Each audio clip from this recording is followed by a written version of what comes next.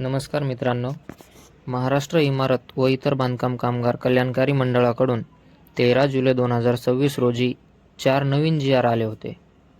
त्यामध्ये दुसऱ्या क्रमांकाचा दावा, इयत्ता 11वी उत्तीर्ण पाल्यास पुढील शिक्षणाकरिता सहाय्य योजना. आता यामध्ये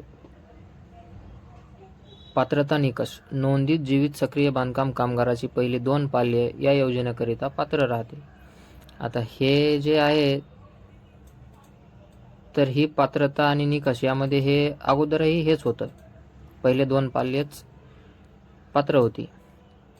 त्यानंतर खाली पती व पत्नी दोघेही बांधकाम कामगार म्हणून मंडळाकडे नोंदित असल्यास केवळ एकच लाभ अनुज्ञेय राहील. आता यामध्ये तिसऱ्या क्रमांकाला त्यांनी सांगितलंय की यापूर्वी मंडळाच्या E01 इयत्ता 1ली ते 7वी आणि इयत्ता 8वी ते 10वी यासाठी सहाय्य, E02 इयत्ता 10वी आणि इयत्ता 12वी मध्ये किमान 50% गुण प्राप्तसाठी सहाय्य व E03 इयत्ता 11वी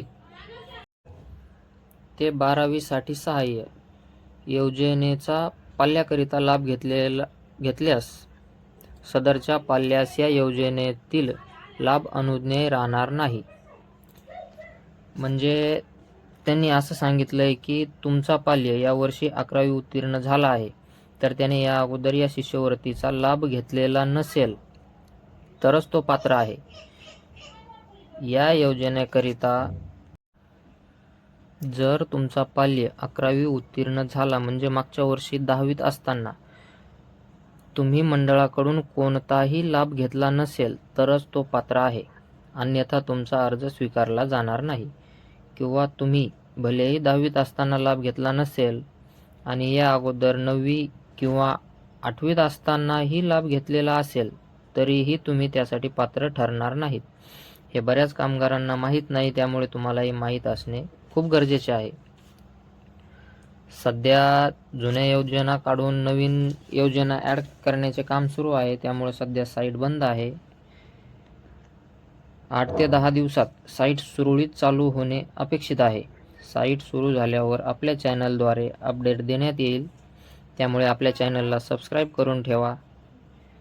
माहिती आवडली असल्यास लाईक करा आणि कुणाला काही समस्या किंवा प्रश्न असतील तर कमेंटमध्ये विचारा.